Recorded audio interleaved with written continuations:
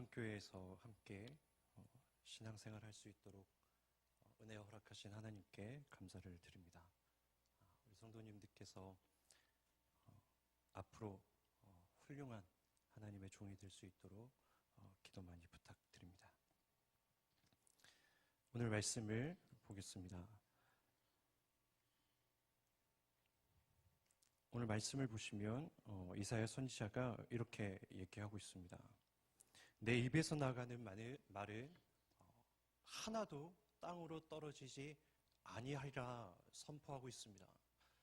여러분, 하나님께서 하시는 말씀은 하늘에서 비가 내리고 하늘에서 내린 눈은 다시 하늘로 돌아가지 아니하고 이 땅을 적셔서 이 땅에 소출을 맺게 하듯 생명을 맺게 하듯 하나님의 말씀은, 우리를 향하신 하나님의 뜻은 반드시 이루어진다. 이사야 선지자는 우리에게 교훈하고 있습니다. 여러분, 이 말씀을 믿으십니까? 저는 이 말씀을 굳게 믿습니다.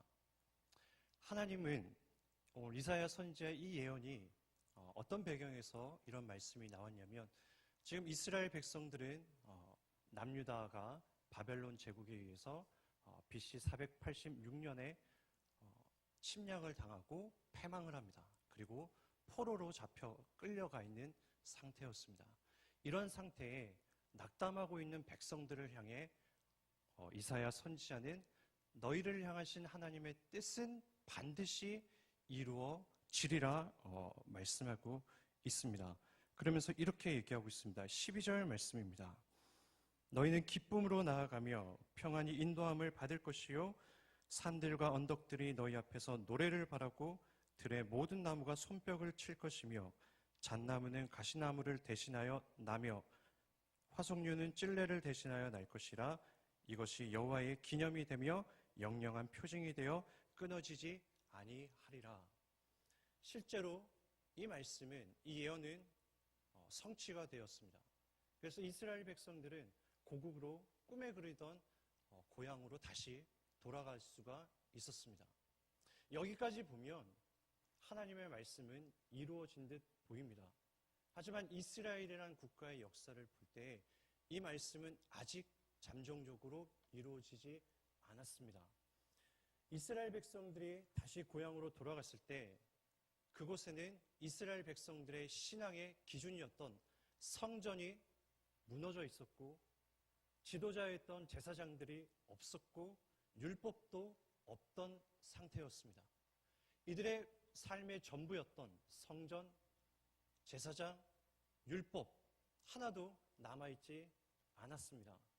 돌아오긴 하였지만 사회도 무너져 있고 경제도 무너져 있고 온갖 낙담할 일밖에 이스라엘 국가에는 발생하지 않았습니다. 이런 상태로 봤을 때 오늘 이사야 선지자의 이 예언은 성취되지 않은 것처럼 보입니다.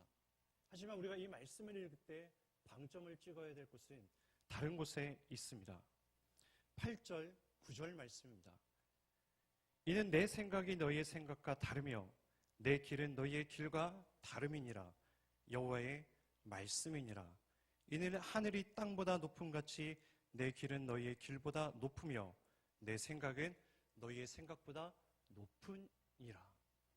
하나님의 뜻은 너희들의 생각과 너희들의 기대와는 전혀 예상하지 못한 방식으로, 하늘의 뜻으로, 하늘의 신비로운 은혜의 방식으로 이루어질 거라 이사야 선지자는 조건을 달고 있습니다. 제가 이 말씀을 하나님 앞에 처절하게 깨지면서 경험했던 적이 있었습니다. 몇 해 전에 청소년 아이들을 지도하면서 성경 공부를 하고 있었습니다. 하필 그날 공부해야 될 본문이 마가복음의 이혼에 관한 본문이었습니다. 고민을 많이 했습니다. 아이들한테 이혼에 관해서 무엇을 가르칠 수 있을까? 괜히 아이들에게 상처가 되지 않을까? 뛰어넘을까? 고민하다가 그래도 하나님의 말씀을 균형 있게 먹여야겠다 싶어 그날 성경 공부에서 예정되어 있던 이혼에 관한 본문을 가르쳤습니다.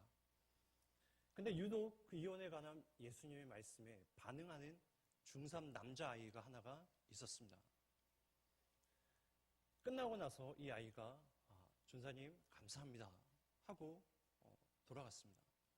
그리고 이 아이의 얘기를 들었는데 선생님들께 들었습니다. 부모님이 이혼 직전에 있는 아이라고 얘기를 들었습니다. 그리고 나서 이 아이가 한참을 있다가 몇 달이 지난 후에 전사님하고 예배당으로 뛰어왔습니다. 저는 혹시 부모님께서 이혼하셨을까 어떻게 위로해줘야 되나 고민을 찰나 했습니다. 근데 이 아이가 전사님 하면서 활짝 와서 안기는 겁니다. 잘 됐구나. 이 아이에게 자초지종을 얘기를 들었는데 전사님 그날 예수님이 가르치신 이혼하지 말라라는 그 말씀을 가지고 엄마 아빠한테 가서 선포했습니다. 가서 이랬답니다. 엄마 아빠 헤어질 때 헤어지더라도 우리 예배 한 번만 드리자. 내가 오늘 설교할 테니까 예배 한 번만 드리고 헤어지자. 죄송합니다. 이 아이가 그렇게 했을 때 부모님들께서 중3 아이가 설교를 잘하면 얼마나 잘했겠습니까? 알면 지가 뭘 얼마나 알아서 말씀을 전했겠습니까? 그냥 그 말씀이 감동이 돼서 엄마 아빠한테 진심으로 예수님의 마음을 전했습니다. 그러자 그 예배를 들으고 나서 부모님들께서 그래, 우리 다시 한 번만 살아보자. 힘내보자. 그리고 부모님들도 교회를 나오게 되었습니다. 이 일을 겪으면서 죄송합니다. 그때의 감격이 아직도 너무 깊어서 하나님은 내가 예상한 것과 내가 기대한 것과는 전혀 다른 방법을 예비해 놓고 계시는구나. 사역하면서 하나님께 참으로 귀한 경험을 하였습니다. 여러분, 우리 인생을 이 아이를 통해서 하나님께서 저를 구원하신 인생을 다시 한번 살펴보았습니다. 하나님의 구원의 손길을 제 삶 속에서 다시 추적해 보았습니다. 추적해 보니 맞벌이하는 부모님의 삶의 생계에서 주일날 아침 그냥 할 것 없어 계단에 앉아있는 아이에게 어느 남자 어른이 야채 크래커 하나 사주면서 할 거 없으면 같이 가자. 그렇게 따라갔던 곳이 예배당이었습니다. 돌아보니 하나님의 은혜의 초점으로 인생을 돌아보니 인생의 에피소드 하나하나가 모두가 하나님의 구원의 손길이 아닌 것이 없습니다. 이렇게 우리는 하나님의 은혜의 관점으로 우리의 삶을 되돌아볼 때 하나님의 구원의 손길이 그 작은 에피소드 하나하나를 신비하게 엮으셔서 오늘의 나를 만들어 주셨구나. 우리 그거 깨닫고 그거 경험하고 그거 감격스러워하며 하나님 믿어오지 않았습니까? 오늘의 말씀이 그 맥락입니다. 내 길은 너희의 길과 다르고 내 생각은 너희의 생각보다 높고 깊다라는 이사야의 말씀은 바로 이런 뜻일 것입니다. 여러분, 아브라함의 인생을 보십시오. 아브라함의 삶을 보면 하나님께서 두 가지를 약속하십니다. 하나는 자손이고 하나는 땅이었습니다. 하나님께서 약속하신 가나안 땅에 아브라함이 도착을 합니다. 아브라함이 도착한 그 가나안 땅은 성경에 젖과 꿀이 흐르는 땅이라 얘기하고 있습니다. 여러분, 그 땅이 젖과 꿀이 흐르는 것은 정말 그 땅이 좋아서 그런 것이 아니라 하나님의 통치가 임재하는 땅이기 때문에 성경 기자는 젖과 꿀이 흐르는 땅이라 얘기하고 있습니다. 곧 아브라함은 하나님의 통치를 그 가나안 땅에서 그 통치권 안에 있어야 되는 것이었습니다. 죄송합니다. 입이 너무 말라서 물 한 잔만 마시겠습니다.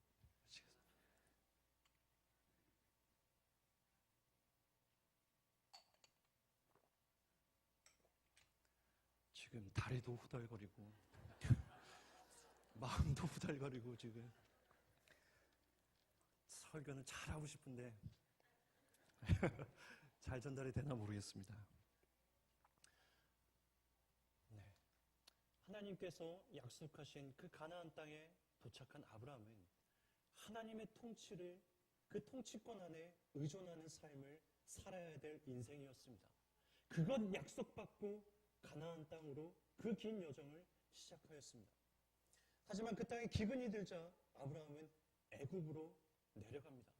여러분, 애굽으로 내려갔다는 이 말은 단순히 애굽으로 갔다, 나라를 옮겼다라는 것이 아니라 태양의 신 파라오가 통치하는 나라로 통치자를 바꾸는 사건이었습니다. 야훼 신앙에서 파라오 신앙으로 바꾸는 삶이었습니다. 아브라함은 그렇게 하면 안 되는 것이었습니다. 하나님께서 약속하신 땅은 바로 가나안 땅이기 때문입니다.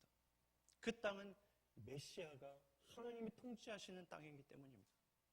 하지만 아브라함은 하나님의 통치를 불신앙했습니다. 신뢰하지 못합니다. 어디 이것뿐입니까? 하나님께서 사라의 몸을 통해 이삭을 낳게 할 것이라 약속하셨는데 아브라함 보십시오. 중심으로 비웃습니다. 어떻게 이 나이 많은 내가 아이를 낳을 수 있을까? 비웃습니다. 그리고 몸종에게서 이스마엘을 낳습니다. 그리고 하나님께 모독의 원사를 올립니다. 이스마엘이나 하나님께 잘 바쳐지기를 원하나이다. 우리가 알고 있던 아브라함의 모습은 온데간데 없습니다. 온통 하나님께 반역이고 불신앙의 언어를 내뱉는 아브라함입니다. 그런데 아브라함이 창세기 21장에 가면 이삭을 바치며 하나님께서 그의 믿음을 인정하십니다. 네가 비로소 나를 경외하게 되었구나. 여러분, 여기까지 오는데 아브라함의 인생 하나님께 부름받고 30여 년이 흘렀습니다. 그 30여 년 동안 아브라함은 늘 불신앙과 반역의 말을 내뱉었지만 하나님은 길이 참으시고 인내하시고 하나님의 구원의 손길로 아브라함을 만들어 가셨습니다. 그래서 30년이 지난 후에야 아브라함이 아브라함이 되었습니다. 하나님의 손길이 아브라함을 아브라함으로 만드셨던 것입니다. 여러분, 어디 우리 한 사람 한 사람의 구원뿐이겠습니까? 교회도 마찬가지입니다. 바울이 사역했던 고린도 교회를 보십시오. 고린도 교회에 우상의 문제가 있었고 당파 싸움이 있었고 성령 은사의 문제가 있었고 음행의 문제가 있었습니다. 도덕적으로 타락했습니다. 신앙적으로 타락했습니다. 이것이 교회가 맞을까라는 의구심이 들 정도로 고린도 교회의 모습은 처참합니다. 근데 바울 사도께서 고린도전서에서 이렇게 말씀하십니다. 그런 고린도 교인들을 향해서 성도라 말씀합니다. 그렇게 불신앙인 고린도 교인들을 향해서 사도 바울은 거룩한 사람들이라 칭합니다. 여러분, 그러면서 사도 바울은 고린도전서 6장 11절에 이렇게 얘기합니다. 주 예수 그리스도의 이름과 우리 하나님의 성령 안에서 씻음과 거룩함과 의롭다 하심을 받았느니라. 무슨 말씀입니까? 성령께서 고린도 교회를 씻으시고 세우시고 교회 되게 만드신다는 겁니다. 너희들이 깨끗해서 도덕적으로 순결해서 교회의 참 모습을 가지고 있어서 성도라 부른 것이 아니라 여전히 죄인이지만 여전히 분열 가운데 있지만 여전히 참된 교회의 표지를 갖고 있지 못하지만 성령께서 주권을 가지시고 교회 되게 성도를 성도되게 만드시길 거기 때문에 바울 사도는 성도라 교회라 말씀하고 칭하고 있는 것입니다. 여러분, 우리 동산교회도 하나님의 손길이 교회를 교회되게 성도를 성도되게 그렇게 만들어가고 계신 줄 믿습니다. 하나님의 뜻이 내 삶에 이루어졌느냐의 관건은 나의 기대치의 문제가 관건이었습니다.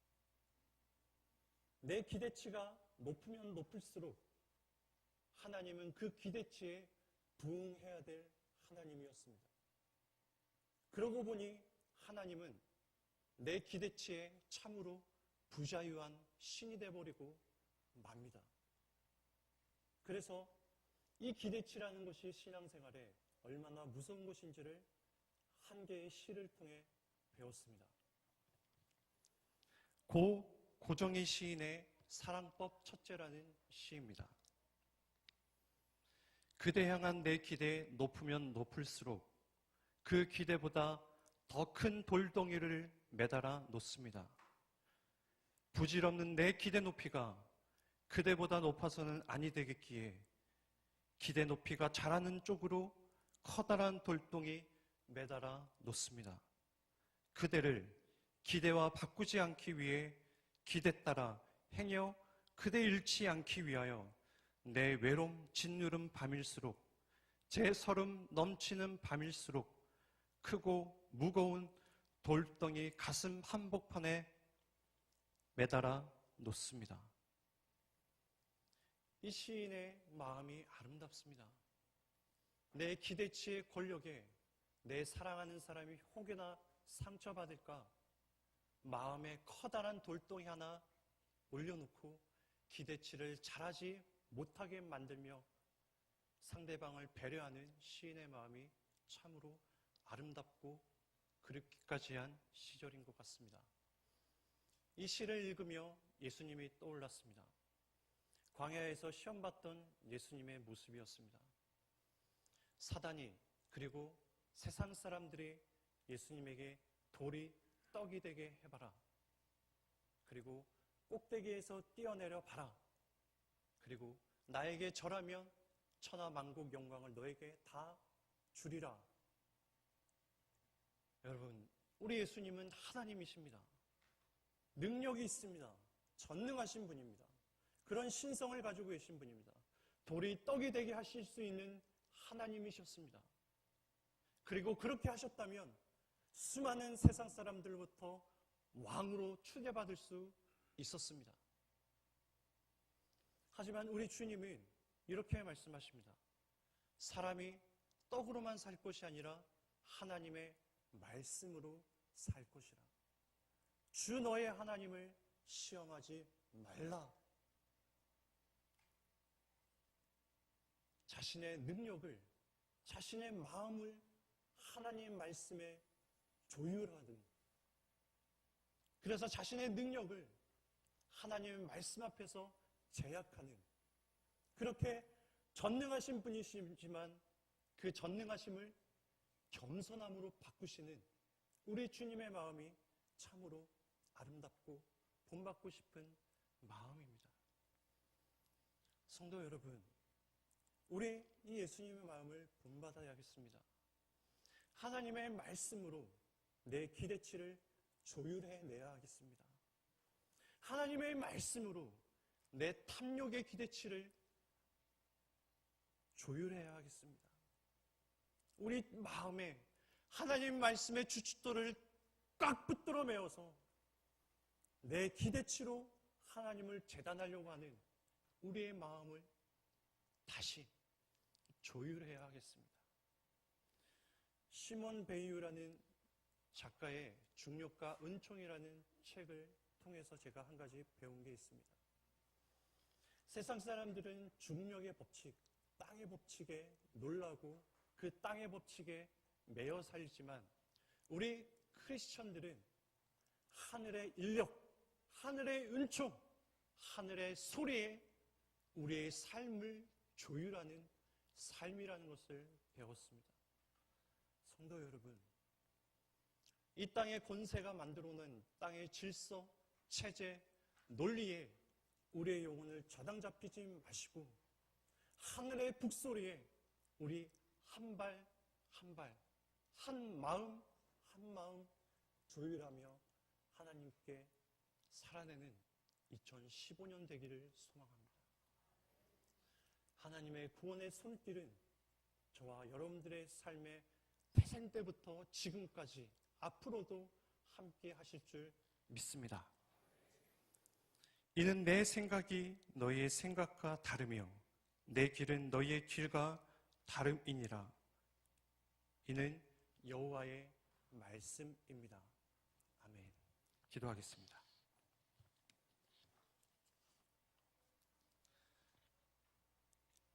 하나님,